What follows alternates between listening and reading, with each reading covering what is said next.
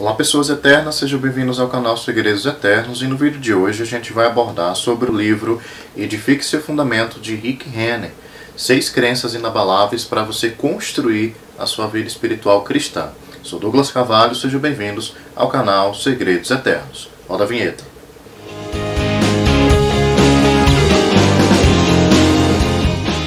Por isso, pondo de parte os princípios elementares da doutrina de Cristo, deixemos-nos levar para o que é perfeito, não lançando de novo a base do arrependimento de obras mortas e da fé em Deus, o ensino de batismos e da imposição de mãos, da ressurreição dos mortos e do juízo eterno. Então no vídeo de hoje eu vou apontar para vocês 6 princípios básicos que eu aprendi a partir da leitura desse livro fantástico do autor Rick Renner, Edifique Seu Fundamento.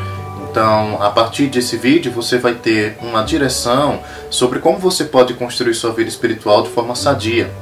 Se você é recém-convertido ao cristianismo, melhor ainda, porque você consegue consolidar essa base espiritual de forma sadia a longo prazo. Além disso, se você já é um cristão que já faz algum tempo que já está no cristianismo, no caso, esse vídeo vai esclarecer como você pode fazer para construir um novo fundamento com base no que as escrituras dizem de como você pode crescer espiritualmente de forma sadia. Então nesse vídeo eu vou apresentar para vocês 6 aprendizagens a partir da leitura desse livro, do Rick Renner, um livro fantástico, recomendo muito a aquisição dele, para que você possa entender que desde o recém-convertido até alguém que já esteja numa caminhada cristã há mais tempo, precisa entender quais são os princípios elementares que sustentam uma vida espiritual. Esse livro ele é recomendado desde líderes, quanto para recém-convertidos, principalmente para esse público, para que desde o princípio ele possa consolidar, construir uma vida em Cristo sadia e de acordo com o que a Bíblia diz. Antes de a gente dar continuidade, peço uma única coisa: se inscreve aqui no canal, ativa o sininho para receber mais materiais semelhantes a esse, e não se esquece de compartilhar esse vídeo com quem você ama. Esse vídeo, especialmente sobre livros, faz com que você se inspire para que você possa adquirir literatura evangélica para a sua vida pessoal, estudo em grupos aí na sua casa e abençoar inclusive sua igreja local. Vamos ao vídeo.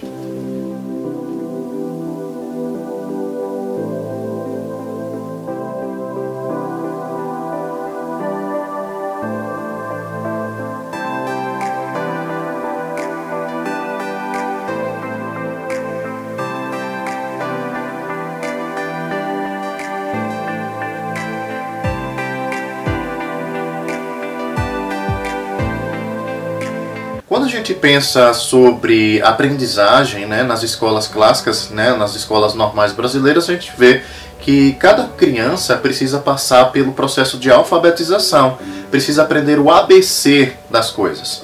E é nesse sentido, nessa mesma direção, que o autor Rick Renner, aqui no livro dele, fundamenta as percepções dele sobre o crescimento espiritual.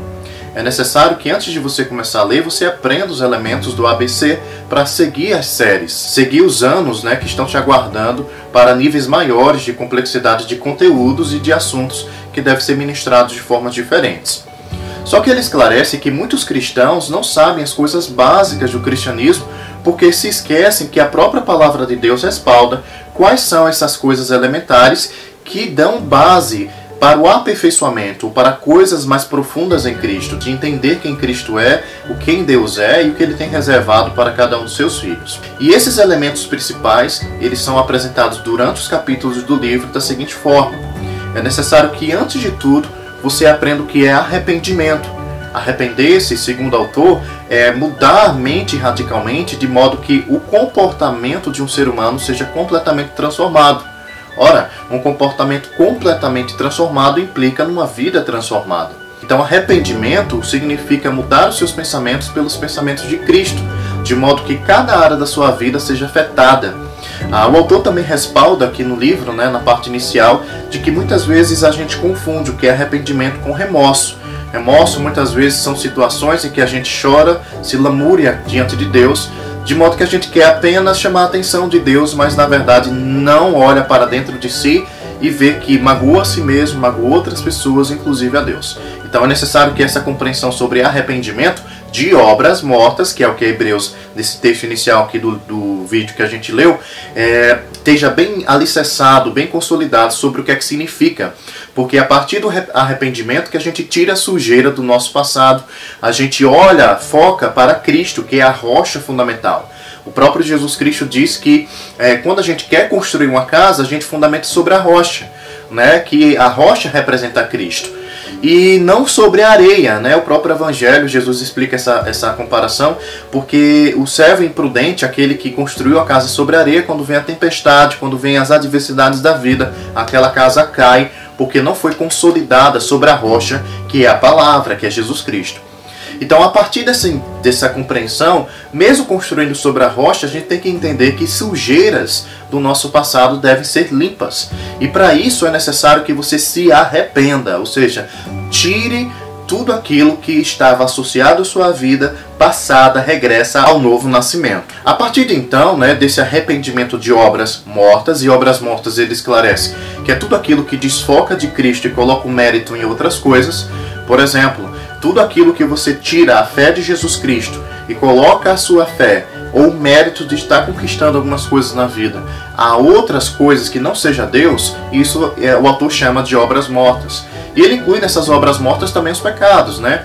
A fofoca, a mentira, a prostituição, a embriaguez, várias obras que não agradam o coração de Deus, mas que pelo poder do Espírito Santo você pode vencê-las para o arrependimento genuíno que agrada o coração do Pai. Após essa base elementar do arrependimento, você já tem um campo todo limpo, né, para começar a colocar os seus tijolos, ou fundamento, né, daquilo que vai sustentar esses tijolos posteriormente na sua vida espiritual. A própria palavra de Deus chama a igreja de Deus de edifício espiritual. E esse edifício espiritual a gente está vendo nessa parte inicial do vídeo, que é Jesus Cristo. Jesus Cristo é a rocha sobre a qual você vai construir a sua vida espiritual. Ora, depois de ter se arrependido, é necessário que você tenha fé em Deus. É um princípio elementar da palavra. A fé em Deus nada mais é do que você depositar toda a sua confiança no Criador. Tudo aquilo que desfoca da fé em Deus te impede de receber coisas específicas em vida. E uma delas é a própria salvação. O autor ressalta, né, que teve uma determinada situação no qual a princesa Diana, né, que era muito conhecida naquela época, a Lady Di, como ela também é conhecida, ela era uma pessoa que ajudava muito os pobres, uma pessoa caridosa, uma pessoa afetiva, uma pessoa empática, uma pessoa carismática, uma pessoa boa aos olhos de todos. Mas, ao conversar com um amigo dele, ele questionou sobre a salvação dela. De que modo? Questionou se ela tinha confessado se Jesus era o Salvador da vida dela. E o amigo dele ficou muito surpreso, né, por esse questionamento do Rick Rennie, porque somente pelas obras boas de Lady Di ele já achava que ela seria salva. O autor deixa claro que não está questionando a salvação dela, porque tudo é possível nos últimos momentos ou durante a própria vida dela. Mas ele esclarece que não são as boas obras que levam alguém à salvação, mas somente a confiança de que Jesus é o responsável por remir, nos remover da situação de pecado e nos tornar justiça de Deus em Cristo, justificados perante o Pai, lavados pelo sangue do Cordeiro. Enfim, essa conversa toda faz nos refletir que não são as boas obras que te levam à salvação, mas a partir do novo nascimento, ele vai te levar a boas ações, a boas obras, como também pode ser traduzido na Bíblia. Então, boas obras que a gente vê no Novo Testamento, na verdade se representa boas ações, e isso é resultado de você ter nascido de Deus, ter a natureza de Deus habitando em seu coração. Mas, enfim, fé em Deus é um fundamento que te tira do inferno e te coloca no céu. Fé em Deus é um fundamento no qual, se você começar a entender desde esse ponto inicial de salvação, a fé vai ser desenvolvida para outras questões da vida. Então, decisões com Deus envolvem confiança, envolvem fé. E existem níveis de fé durante a caminhada cristã. E à medida que você vai depositando o mesmo princípio de sempre colocar fé em Deus, você está puxando você mesmo para níveis espirituais cada vez maiores. Então, a fé em Deus é um princípio elementar que vai te acompanhar durante toda a vida cristã, em situações difíceis principalmente, e em decisões difíceis. Se você entende que foi pela salvação que você foi salvo, você vai entender que pela mesma fé que te levou inferno para o céu, essa mesma fé vai te colocar em níveis superiores ainda nessa vida com Cristo. Outro ensinamento fundamental da vida espiritual cristã é você entender que existem batismos, batismos no plural. E esses batismos envolvem o batismo no corpo de Cristo, no qual, quando você confessou Jesus Cristo, você foi imergido no corpo de Cristo. O que é que significa isso? Você passou a fazer parte da igreja de Deus, um edifício espiritual de Deus, com um dom específico para servir o corpo de Cristo no mundo espiritual, dentro da igreja local, fora da igreja local, no seu trabalho. Então, a partir desse princípio básico do batismo, número 1, você entende que agora você pertence ao corpo de Cristo. Mas existe um outro batismo que vai envolver uma questão mais profunda, no qual é representado nos originais como você tingindo um tecido. É uma parte aqui do livro que ele fala que é muito interessante isso. Quando você vai tingir um tecido, você mergulha aquele tecido várias vezes para que a tinta fique naquele pano. E é justamente isso que aconteceu quando você foi batizado com o Espírito de Deus. Você foi imergido, mergulhado na atmosfera do Espírito de Jesus Cristo, de modo que você agora está cheio do Espírito Santo. Ele dá respaldos bíblicos, várias passagens bíblicas de que existiam pessoas cristãs que só tinham recebido o primeiro batismo, de estar confessando Jesus e entrando no corpo de Cristo, mas existe esse outro batismo, no qual é respaldado pela palavra, que está à sua disponibilidade pela fé também, que é o princípio anterior que a gente viu. Mas o terceiro batismo, mas não necessariamente nessa ordem, envolve o batismo nas águas. Esse batismo nas águas é uma ordenança. E algo importante que ele fala aqui no texto é que muitas pessoas que estão na arena da desobediência, pessoas que são desobedientes, elas não passaram por esse batismo nas águas.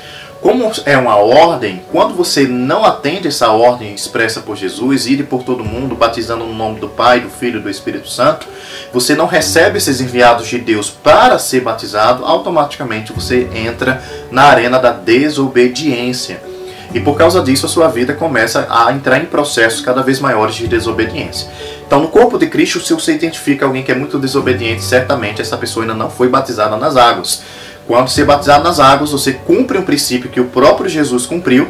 Ele, sendo Deus, se fez homem, se submeteu à autoridade de João Batista, foi batizado e deu o exemplo de que mesmo ele sem ser pecador, se submeteu a isso. E você, sendo pecador em Cristo, você foi redimido, mas depois você tem que passar por essa mesma ordenança que o próprio Mestre passou. Outro ensinamento fundamental, que dá a base de crescimento de qualquer edifício espiritual, é a doutrina da imposição de mãos. A imposição de mãos, ele explica aqui no livro, que é um dos meios de canalizar bênçãos espirituais de uma pessoa, de um cristão para outro. Então isso envolve crescimento espiritual.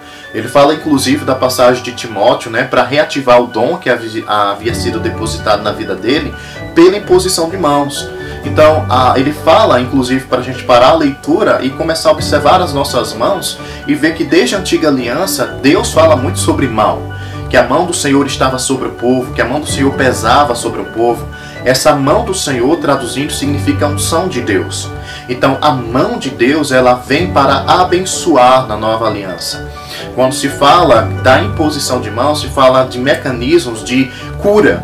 Imporão as mãos sobre os enfermos e os curarão. Você é abençoado, você progride à medida que você se submete a esse princípio elementar da palavra de Deus. A imposição de mãos, ela transfere unção, transfere as bênçãos de Deus de uma pessoa para outra. Ora, se é um princípio elementar, você deve também se submeter a esse princípio, porque envolve o seu crescimento espiritual também.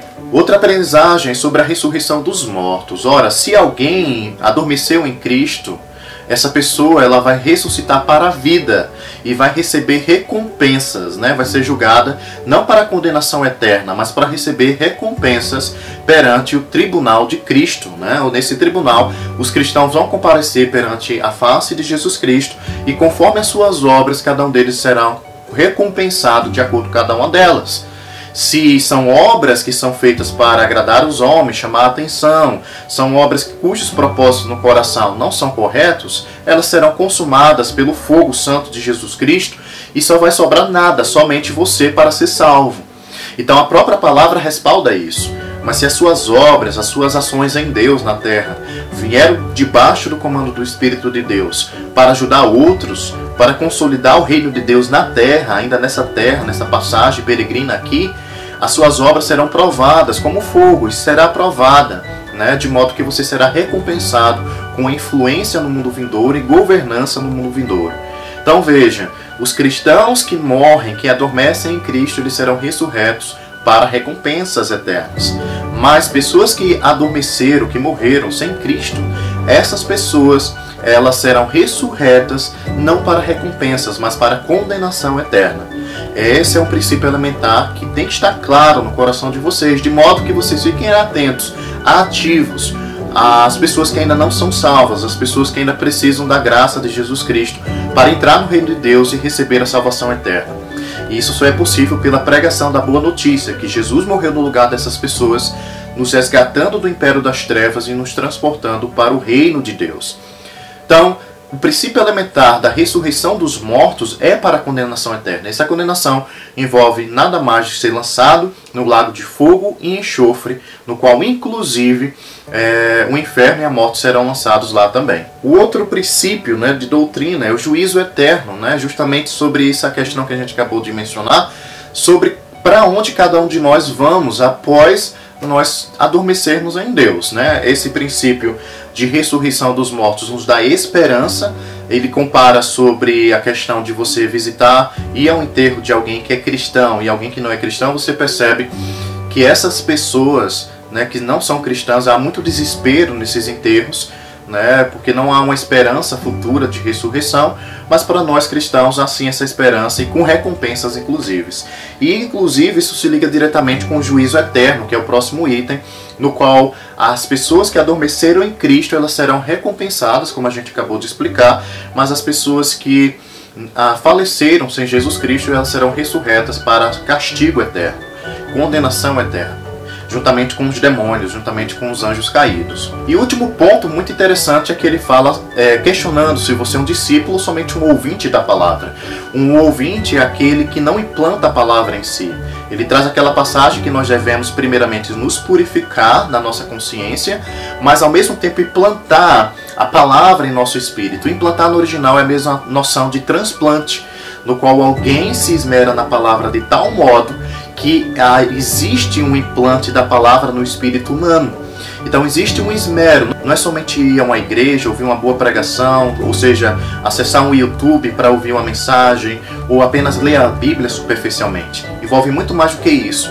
Envolve princípios que ele menciona aqui no livro, como por exemplo, submissão plena à palavra, eliminação de outras vozes, a decisão de se posicionar somente, exclusivamente sobre o que a palavra diz, a continuação, ou seja, de rever esses princípios iniciais constantemente e praticar os mesmos princípios. E a recepção, ou seja, um implante. Ele compara a palavra sendo implantada no espírito humano com o implante de um órgão. A princípio, um órgão pode ser rejeitado.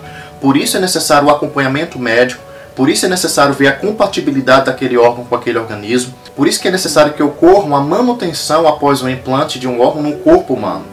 Assim não é diferente com a palavra de Deus. Quando ela é implantada, você tem que vigiar, se esmerar, para que ela adentre no seu espírito e você possa viver realmente uma condição de vida à altura do que a palavra diz de quem você é, do que você pode e do que você deve realizar ainda em vida. Rick Renner, nesse livro, portanto, me surpreendeu principalmente pelos exemplos práticos da vida cotidiana. Ele dá o exemplo da criação, né, ou da fundamentação da igreja dele lá em Moscou, e fala sobre como no dia da inauguração todos os convidados, amigos deles como John Bevere, Joyce Meyer e tantos outros nomes, olharam principalmente para o teto, para as paredes daquele monumento incrível, mas não olharam para o chão, para o fundamento, de quanto tempo foi investido ali e de quanto dinheiro foi investido para aquela mega construção lá em Moscou.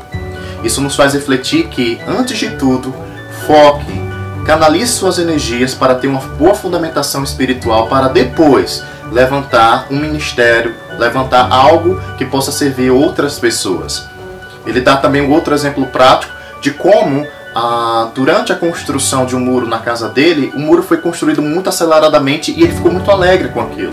Mas em menos de um ano aquele muro pendeu, de modo que teve que ser demolido e um outro teve que ser construído.